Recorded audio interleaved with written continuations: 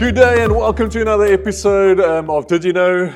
We've got Dr. Thank Raymond you. Lombard here and I'm your host, Vester Gutsia. And Raymond just said this is the most exciting topic, except for salvation, to speak In the whole about. Bible. In the whole Jesus Bible. is number one and Jerusalem is number two. Well, there we go.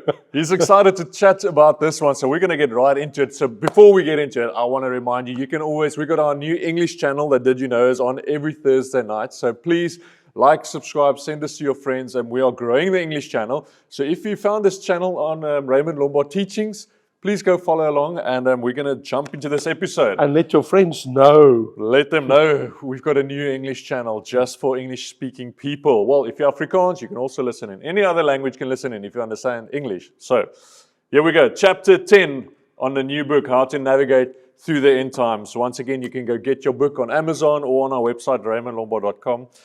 We're on chapter 10. We are making our way through. Raymond's excited about this topic. We're talking about Jerusalem in Bible prophecy or in prophecy. What's the big deal about Jerusalem?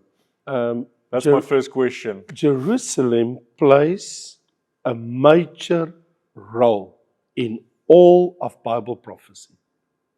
Okay, tell us more about it. Number one is it is the city of God. God calls it, it's the only place on earth that God says, it's my city. So why is there such a big fight? Because we got how many religions in that area that's all fighting about Jerusalem and they're all claiming something significant for Okay, themselves. so you have the strong one is Islam, but of course Judaism and Christianity. Coming from Moses. Yes. So first of all, Judaism claims it belongs to us. And of course it's true. Yes. It belongs to Israel and to the Jews. Yes. And of course, later on, Christians would say it's also our city because Jesus was crucified there in Jerusalem. And then thirdly, in 600 AD, after Islam started as a religion, later on, they would claim Jerusalem to be their place, saying that Muhammad has gone to heaven from Jerusalem, which is nowhere in the Quran. But so you were right to say 3 major religions in the world claim Jerusalem as their city. Jews, Christians, and even Islam, they also claim.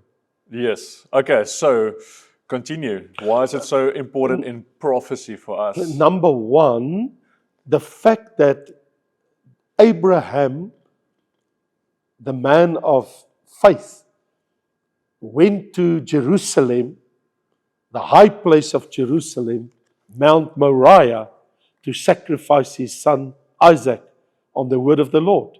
So when God called Abraham the father of all believers, the Lord said, to the place I show you. And he had to walk for a long time with his son. And it was on Mount Moriah. And Mount Moriah is in Jerusalem. It's actually, we know it today as Golgotha, where Jesus died for us on Mount Moriah. So if you stand on Mount of Olives and you look west, then you look over the city of Jerusalem, and to your right, just on your right-hand side, when you go through Gethsemane, you see this hill, which is Mount Moriah. So Mount Moriah in Jerusalem plays a major role. And King David made it the city of King David 3,000 years ago. Oh, you just said this, I just picked this up. Mount Moriah and Golgotha is the same mountain, Place. the same hill? Yes, the same place. I mean, God saved Isaac from certain death when Abraham was about to sacrifice him on Mount Moriah. Jesus, God's son, died on Mount Moriah, the same place. That's crazy. That's like a foreshadowing of God was going to sacrifice his own son, but he actually saved Abraham from that's sacrificing exactly what happened. In the same place. And that's in Jerusalem. I didn't know that. That's the place. This is the place on earth. There's no place. And Jerusalem is the center of the earth. It's the middle of the whole earth. And it's the center of 3 continents, Africa, Europe, and Asia. It's spot on right there. There's no place like that on earth. Vessel, I've been there 5 times in Jerusalem. It's to die for to go to Jerusalem. I mean, I told you many times, God willing, I'll take you soon to Jerusalem. You need to go there. So why is it so important to understand the role of Jerusalem in Bible prophecy? What's its role? Because number Significance. one, it became the place of true worship of God on earth. The number one place on the planet is Jerusalem. Yeah. Because the temple, the first temple ever, was built in Jerusalem. So when Israel, when they inherited the land, Moses always said to them in the book of Deuteronomy, on the other side of the Jordan banks of the river, writing to them, when you get to the place where you will bring your offering to God, where you will serve God, the tabernacle will be there. That will be the center place of worship. All the men in Israel, 3 times a year, have to go to that place that God has chosen. That's a very special place on earth. You always have to go there. And the man that do not leave his house to go 3 times a year, kill him. Burn his house down. He has to go. So that became, because first of all, when they crossed Jordan and they passed Jericho and they took over the city, they went to a place called Gilgal, where they put the tabernacle down, and for a time that was a place of worship. But eventually, when David took Jerusalem, and it became the place where he would live and stay, and eventually what happened is Bethlehem is just close to Jerusalem. Jerusalem is the place where God, the angel of the Lord, appeared from heaven with a sword in his hand when they were ready to take in, and he says, I'm here to fight the battle for you. And so Israel, they won the battles, and eventually they took in a city called Jebus. Jebus for Jerusalem. They took in Jerusalem, and eventually David brought the ark.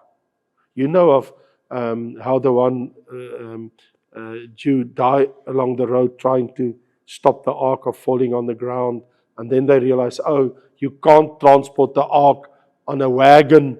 It has to be carried by the special people, the priests. Yeah. And they brought the holy ark, they put it down eventually in Jerusalem. And David's son, God said, your son will build me my house. So And so Solomon that ended up Solomon built the temple. And with the that Ark of the Covenant in it. in it. Okay. So here, for the first time, 3,000 years ago, there it is. The center of the whole earth, the place, and the Shekinah glory of God came from heaven and moved from heaven into the Holy of Holies. And the priests couldn't stand on their feet. And the Shekinah glory of God came down to earth, right into Jerusalem. And the Lord says, Jerusalem is the footstool of my feet. That's why to this day, Jews will tell you, Israel, any place you pray on earth, it's a long distance call. When you pray in Jerusalem, it's a local call. Yeah. God says, my eyes are on Jerusalem. Sure.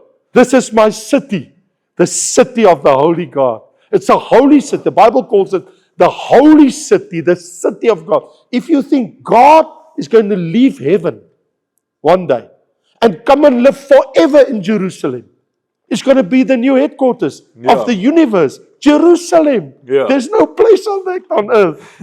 I got like 4 questions about it. I just have to, we're going to get there. I wanted to, you always tell the story about the, if you go to Jerusalem, you got the Wailing Wall. Is it Yes, the Western the Wall. Western The Wall. Wailing- yeah. Jews don't really like to call it the Wailing Wall in the old days, but it is a Western Wall. The Yes. Western Wall. What is because you're saying it's a local call, and they are so devout to, I don't know precisely when they go there, how they go there. Every day, from morning to night, but especially on the Sabbath on a Friday night. And that will be Orthodox Jews who Oh yeah, who, Hasidic Jews and Orthodox who Jews. they haven't taken Jesus as their Messiah. But they're expecting him, and the Messiah's But coming, they're so devout. and they go and call on him. It's an experience. There's no place on earth that you can have this experience on a Friday evening when the sun goes down. When we're in Jerusalem, been there 5 times, you always make sure you are there on a Friday evening, because when the sun goes down, the city becomes very quiet. Yeah. And as it becomes quiet, these Orthodox Jews, they come from everywhere, and they start coming to the wall, and their prayers and their Bible readings. They're dancing, they're calling on God, they do the bar mitzvah, everything. The Jewish rabbis are there. Now, the Western Wall is the only standing wall that we have left of the Temple of Solomon, of the foundation stones. Okay. Huge stones, 3,000 years after being rebuilt and rebuilt, history of these walls. And they opened it up. You can stand and look down a channel. I literally, every time I go there, I go inside and then I look down. And you can look down into the earth all along the walls. And they've got alleys and tunnels underneath. Yeah. And they've got rooms, places where they won't allow even us to go. But that is a very special place because that is all that's left in Jerusalem that dates back through history, millenniums, thousands of years. So that is the place. So that's why they know this is where the temple stood. Yeah. This is a place that God has chosen. When was that temple broken down? In 586, 87 before Christ, so just under 600 years before Christ, the temple was made to nothing by Nebuchadnezzar, his soldiers, Okay. because of Judah betraying the Lord, worshipping idols. Remember, Jerusalem was a center of place of worship for all 12 tribes. When the 2 tribes divided, the 10 tribes chose Samaria. God never said yes. Always had to be Jerusalem. That's why even the 10 tribes, many of them would always come to Jerusalem where the temple was and the priest was. So here's the thing. So when the temple was desecrated, when the temple was made to nothing, there was nothing. And Israel was taken away. And the ark was taken away. Everything was burned down. Nothing was left over. And of course, they rebuilt the temple. And under Zerubbabel and the prophet Haggai and Zephaniah and Zechariah, they encouraged the Jews to rebuild the temple, and they rebuilt it. The people that was there as young people, when they came back after 70 years exile from Babylon, when they look at the temple, they cried and cried. And so a guy says, "You crying? Why are you crying?"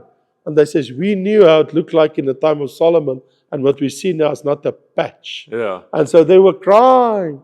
And God said, the future glory of Jerusalem will, what it had previously, even time of Solomon, will be nothing compared to what it's going to be Yeah. when God comes from heaven and His glory comes back.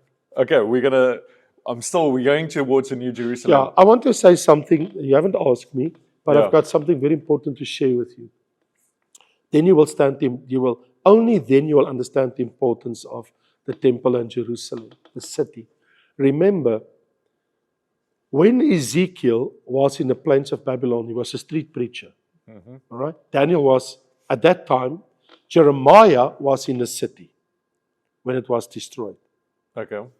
Daniel was in the palace of King Nebuchadnezzar when it was destroyed.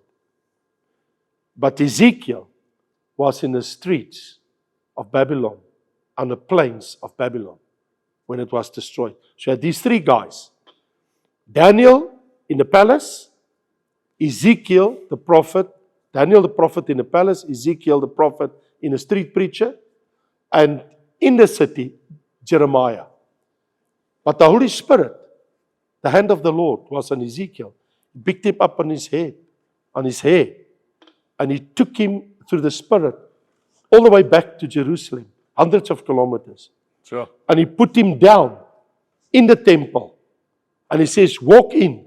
And he walked in. And he says, "Make a hole." And he made a hole and he says, "Look." And there, the priest was worshipping false gods in the temple Sure. with pictures, Yeah. bowing down, worshipping Tammuz, the woman and priest, and doing all these evil things. And the Lord said, "Do you see this?" He says, "For this whole temple will be now destroyed." But then something happened. Unbelievable. You need to read it when you have time. How the Lord showed him my presence is leaving Jerusalem. And how the Shekinah glory of God moved from the Holy of Holies to the eastern gate of the temple. And it stood still, hanging there. Then it moved to the eastern gate of the outside walls of Jerusalem, waiting there. And then the Shekinah moved up the mountain on the Mount of Olives. And that was the last time Ezekiel ever saw the Shekinah presence of God in Jerusalem. And it departed back to heaven. Sure. What has come down to Jerusalem has left. Yeah. So Jerusalem, it's the only place on earth that it ever happened that way, like that it left again. And it never returned to this day. But something happened. Hundreds of years after that, the Word of God, Jesus Christ, appears in Jerusalem. And the Bible says, and listen to this, just listen to this. In John chapter 1, it says, about Jesus and Jerusalem, it says, in the beginning was the Word, and the Word was with God, and the Word was God. And the Word, which is Christ, became flesh and dwelt. That word in Greek is tabernacled among us. Oh. And we beheld His glory. The Shekinah as of the only begotten of the Father, full of grace and truth. And in Jesus Christ, the Shekinah glory of God was present. And He walked in the streets of Jerusalem and to the temple. Yeah. He cleared the temple when they did all the nonsense there, Yeah. selling and buying and all of that. Sure. So Jerusalem, Jesus always went to Jerusalem. Yeah. Jesus always taught in Jerusalem. That was the place. It's the highest place. This is the place of God, Jerusalem. What happened to the Ark of the Covenant when the temple was destroyed? The glory of God leaves Jerusalem. Yes. Where's the covenant, the Ark of the Covenant today? I know the next chapter we're actually going into the journey Yes. of the Ark of the Covenant. Of course. But just a little. Yeah, just for some information. As to the Ark of the Covenant, and of course this is a thing that has been discussed widely in the world today, what happened to the covenant, to the Ark. In Jeremiah chapter 3, Yes. Jeremiah talked about it. What God told him about the Ark of the Covenant. And Okay. God said to Jeremiah, it shall come to pass when you are multiplied and increased in the land in those days, that's when the Lord is going to bring them back, that you will say no more, the Ark of the Covenant of the Lord. It shall not come to mind, nor shall they remember it, nor shall they visit it, nor shall it be made anymore. What is the context of that? There's no more Ark, and there never will be an And is Ark. this talking about the future when Israel returns to Jerusalem? And they did, yes. That's why even to this day there's no Ark. Yeah. They have many things for the temple, but no Ark. Okay. Cannot be made. And he's It's saying, impossible. okay. They will not. They don't have it. It is forever Do you for think them. it's still on the earth? There's always people who's like saying, oh, we found the ark, or So my answer is here from the Word of God in Jeremiah 3 verse 16. You will not say the Ark of the Lord anymore. It shall not come to mind. They shall not remember it. They shall not visit it. And it will not be made anymore. yeah. So, but here's the interesting thing about Jerusalem. Just think for a moment what's waiting. What is waiting is Jews are now back in Jerusalem after 2,000 years. They want to build a new temple in Jerusalem. Let it be done. They will build it. And Thessalonians 2 chapter 2 says the Antichrist will sit in the temple they're going to build, in a new temple to be built. Jesus confirmed it in Matthew 24 verse 15. Go and check it out. Daniel talked about it in Daniel 9 verse 27. Go and check it out. But here's the thing. Then we read in Revelation 21, I saw a new heaven and a new earth, and I saw a new Jerusalem coming down from heaven, 2,400 kilometers wide, by 2,400 kilometers the breadth, and 2,400 kilometers high. And that city came down from heaven, the new Jerusalem, and rest where the current Jerusalem is. Yes. And that is happening after the second coming of Jesus. Not only after that, but 1,000 years later, After the 1,000-year reign. 1,000-year reign. Okay. And here's the point, and this is what makes us so exciting if you haven't been there. All Christians one day is going to live forever in Jerusalem. Yes. This is where we're going to live. So, I mean, you ask me, why am I so excited about it? This is our home. This is our city. Because the 12 foundation stones has the 12 names of the 12 apostles. And the 12 pearls, the 12 names of the 12 tribes of Israel. So here's the point. The point is, we're going to live there forever. And when you read Revelation 21, it says there's no temple because God is the temple. The throne of God is there and the throne of the Lamb is there. So me and you, as the church of Jesus Christ, the bride of Christ, then the wife of Christ, we will live in the wife of God, the new city, the new Jerusalem, forever and ever, with the water of life and the tree of life for all eternity. This is our home one day. Yeah. I'm getting excited about it. Okay, so for people listening now, the church era, people, Christians who believes in Jesus as our Lord and Savior, between the cross and the rapture, Yes, will live in a new Jerusalem. forever, Guaranteed. all eternity. Absolutely. Okay, so if you're a Christian today, you believe in Jesus, you've given your heart to Him, you will live in a new Jerusalem. Even if you haven't been in Jerusalem, you are going to stay there. Yeah. And then, in the Great Tribulation, what happens to people getting saved during the Great Tribulation? Would they also be living there? They will, because they will get, according to Revelation 20 verse 4, they will get resurrected bodies. Now, if you get a resurrected body, you can live in a new Jerusalem forever. And Old Testament saints? Of course, them too. Okay. So there's enough space for everyone. There's enough space for everyone, for billions of people to live in the city of the New Jerusalem. Who's not going to live in a New Jerusalem? All the people that lived through the 1,000 year, that didn't die, are going to During live the- with natural bodies on the earth outside Jerusalem. Yes. They will come to Jerusalem to come and worship, eat of the tree of life, drink of the water of life, eat of the leaves of the tree. But we, as the Church of Jesus Christ, we have our home in Jerusalem, in the holy city. Amazing. I'm telling you. And you ask me, why you get so excited about Jerusalem? I mean, it's all about Jerusalem. Yeah. If you think about it, and even John the prophet, he says, the apostle and prophet, he says, I saw no temple because God is the temple. And you know, Wessel, the Shekinah glory of God is going to be so penetrating from inside the city that the Bible says no sun can shine on it, no moon can reflect the rays of the sun. Because the glory of God, we will live so in the glory of God that permits through the whole city that no ray of the sun can come into the city. Because God created the sun. He's greater and bigger than the sun. Yeah. So the glory of God expels, make it not possible for any moon or ray of the shining of the sun to reach the New Jerusalem. That's where we're going.